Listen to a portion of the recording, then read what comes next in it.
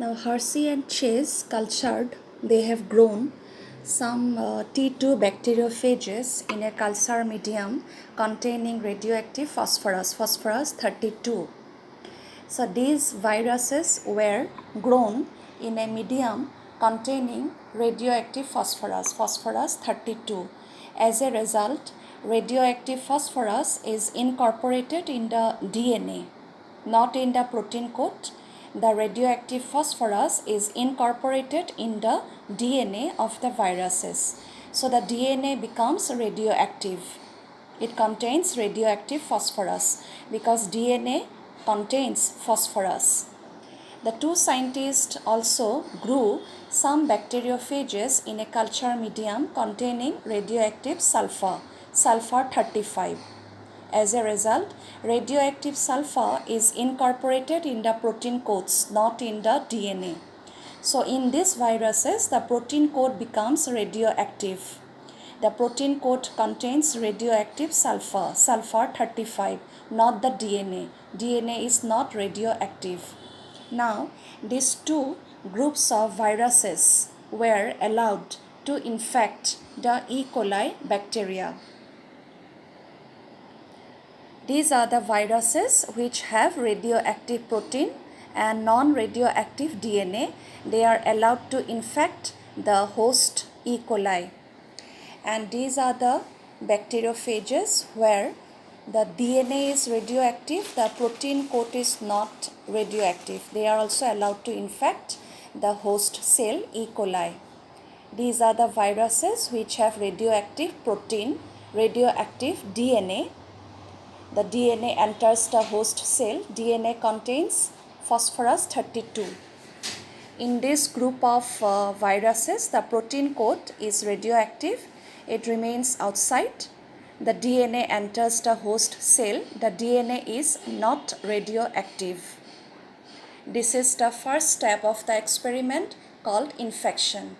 The viruses are allowed to infect the E. coli bacteria. Only the genetic material of the virus enters the bacterial cell. The protein coat remains outside. The next step of the experiment is blending. The protein coats were removed from the surface of the E. coli by agitating them in a blender. The protein coats of the viruses were removed from the E. coli by agitating them in a blender. Next step is shaking and centrifugation. The third step of the experiment is shaking and centrifugation. The bacterial cells which are already infected are centrifuged at a very high speed in a centrifuge tube. As a result, in the centrifuge tube, two portions are obtained.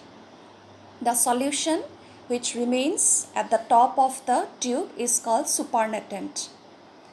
The solution which remains at the top of the centrifuge tube is called supernatant.